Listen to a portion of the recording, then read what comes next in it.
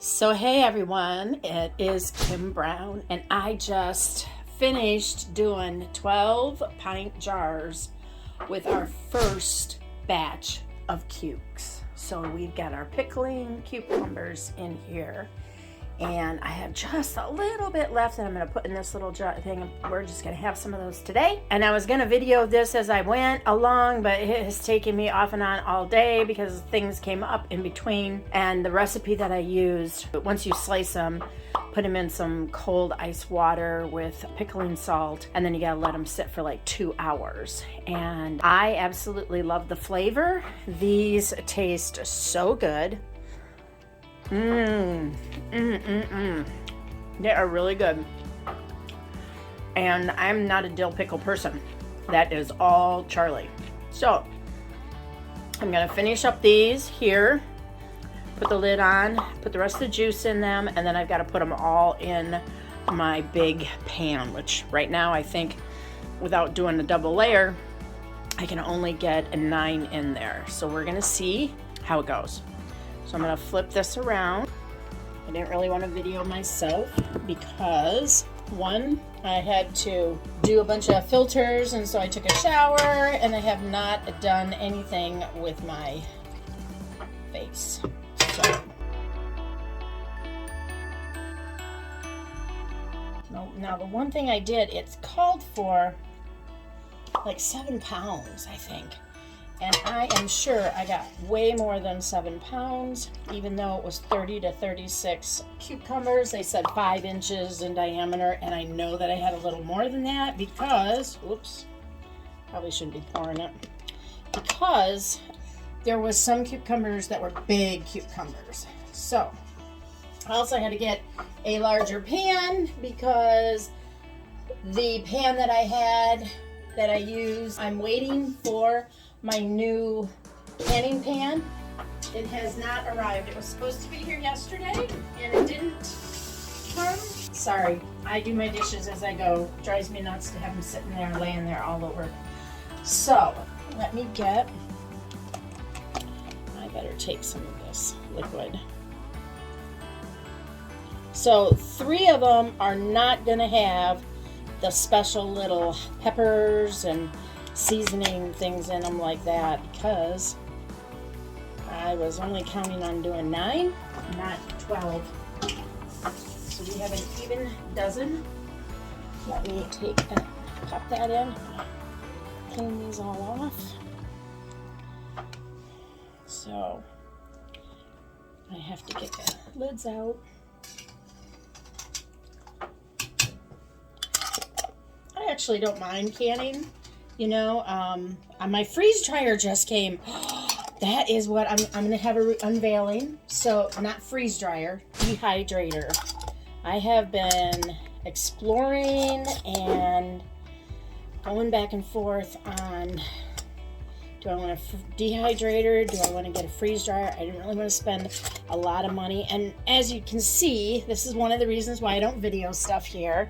Let me switch this on. But as you can see, we have a very, very small kitchen, no counter space, and literally that is my kitchen. So when I get ready to do things, and you can tell we're remodeling, this house is just constantly remodeling, always remodeling.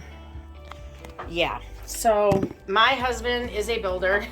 Many of you may or may not know that. And he is always remodeling for everyone else. And when it comes to us, because he is a perfectionist, which is perfectly okay. I have no problem with being a perfectionist. I am the same way. But for me, because of the way I grew up, I am really okay with living in my house as it's being worked on. He, on the other hand, we have to remodel the bathroom above us in order to remodel the kitchen because the lines and the pipes and stuff. We would like to take this space here and make this the sink and take everything from here and move it over. He actually has designed our kitchen and made it. But anyways, I'm getting off on a tangent. It's just, I'm embarrassed we don't have one of those beautiful kitchens like everyone else does. And the other thing is my tongs, I ordered them and I have not received them yet. They were supposed to be here today and they are not here yet. So I'm doing just what I always did. My mama gave me a huge amount of canning stuff and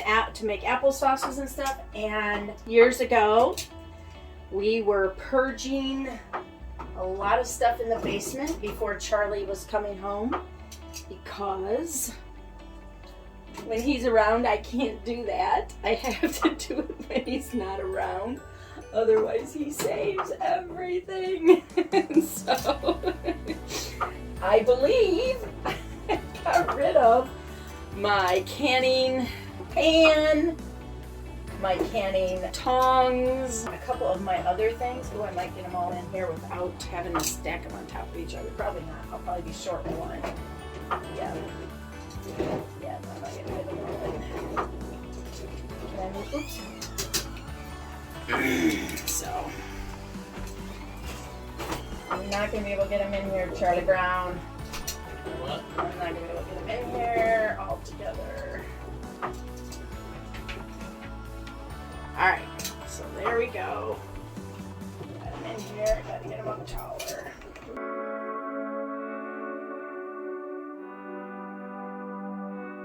So, I'm going to put the lid on. I'm going to bring it back over on the big fire. Only because... Oh, dang it. Always burning my fingers. So, there they are. They're all in there. And I'm going to bring it back to a boil. It's got to go for 10 minutes. So I will let that boil. Actually, it kind of doesn't boil. I gotta read the recipe, but I think it has to come to a boil and then I have to turn it down to medium for like 10 minutes. And then I shut it off, take the lid off, and let it sit for another 5 minutes. And then I get to take them all out and wait for them to all pop.